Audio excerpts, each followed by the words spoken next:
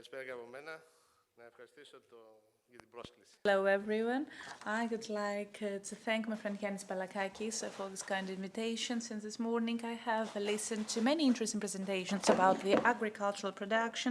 Now let's talk about our animal capital, our livestock.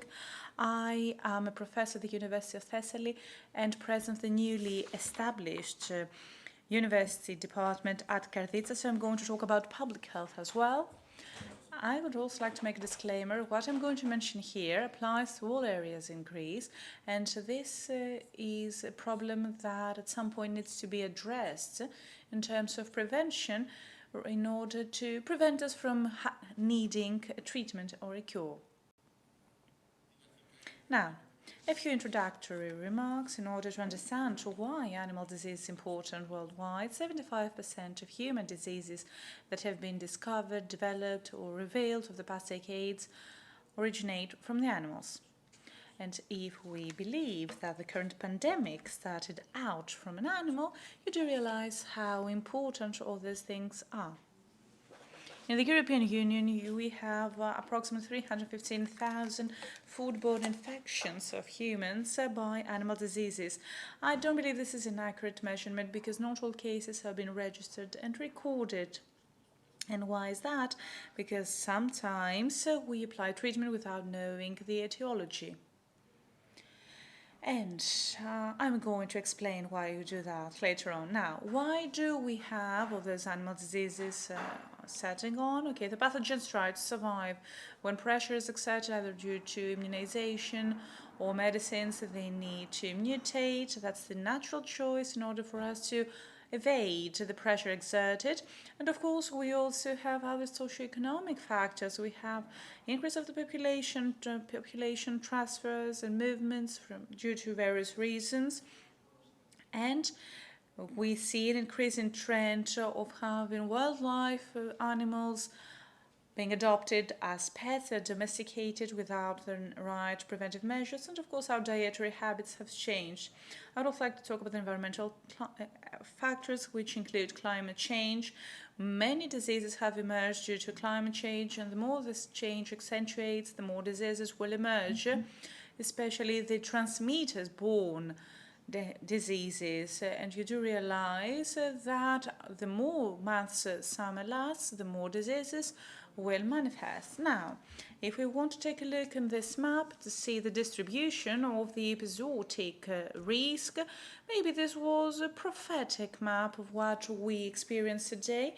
You will see that the maps ranked A to D have the zoonotic pathogens of wild fauna that are transmitted to people. B stands for the zoonotic pathogens of other diverse origin. We'll also talk about ruminants or ruminants alone. C, this is the map that has the drug refractory pathogens, and D, the transmitters borne pathogens and the relevant risk. It follows a linear scale from green, which accounts for the lowest levels, until the red in Europe, which accounts for the highest levels. You can see what happens in Europe. The risk is increased, maybe due to the fact that we have an overpopulation in those areas, and that's why it's easier for those infections to be transmitted. Now, how do these pathogens circulate? Well, they can be transmitted through a direct contact with the infected animals. I'm talking about livestock breeders, other professionals, or we might consume contaminated animal products, and the consumption of raw contaminated vegetable and water that have been cross-contaminated by animals is another high-risk factor, and no measures have been adopted. This is why we're talking about water in Thessaly, but no one talked about the quality of water in Thessaly and which are the contaminants that this water might carry along. And we also have the indirect transmission from the ruminants to the environment, and then this passes on to humans. Here you can see some examples of pathogens that are communicated to people from ruminants through the food, Escherichia coli and Salmonella. You're all familiar with those. Usually we said that those diseases can manifest during summertime. We don't have much data and I was able to see that in 2017 we had 676 salmonellosis cases. The same applies as for Listeriosis. We had 21 registered cases. And here we have a dual problem because the animals that manifest those symptoms, both the breeders and the veterinarians that monitor those units, administer antibiotics in an uncontrolled way without having an underlying etiology or justification, and so they try to address those diseases symptomatically. And if the first antibiotic does not get the pathogen, then okay, we're going to administer a second, a third, a fourth. Okay, at some point we will get it, and then we will cure the animals. But this means that we create MAR at extremely high levels, and as a result, pathogens are now unbeatable, and this resistance is transferred from animals to humans and generates many other problems. Now, if we talk about enterobacteria, we do realize that this is extremely difficult. We know that they're part of the natural flora, they are potentially pathogenous, and AMR, they are involved there as well. Now, when we talk about AMR, we know that bacteria are resistant to antibiotics. This is due to the fact that we administer antibiotics in an uncontrolled way. I'd like to remind you that even we as humans would go and get the antibiotics that my cousin, aunt or neighbor would consult me without asking our doctor.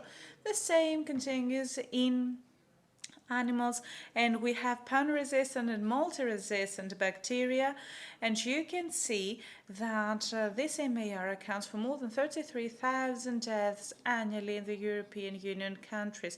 And when we talk about financial losses, this can rise up to 1.5 billion euro per year, and this includes the cost of sterilization as well as the reduced animal production.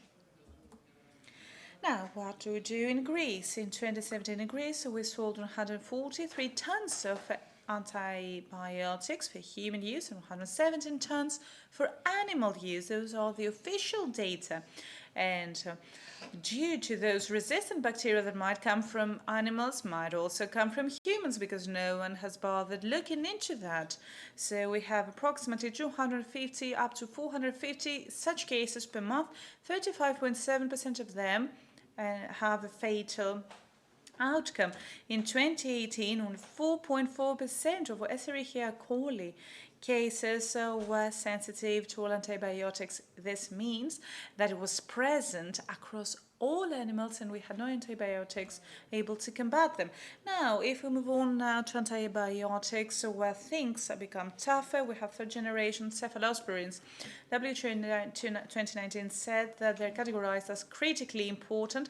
Carbapenem is the only other alternative. We have no other alternative in order to tackle those pathogens. And if you look into the amounts administered to animals, 2.5% in feces of pigs and poultry are positive to Escherichia coli. And you can see what happens in the poultry. We have 2.5% in fish and 1.9% in the meat, when the use of third generation cephalosporin is not allowed there. Maybe water is to be blamed for that. Now, given that we haven't done what we should have done in the previous aspects, and we haven't documented our choice, and since we have administered all those antibiotics, this brings us to the well-known preventive measures that we need to adopt in order to prevent us catching or contracting one of those pathogens. In very few cases, we know what's the exact cause. In order for us to protect ourselves, we should have known what the causes are.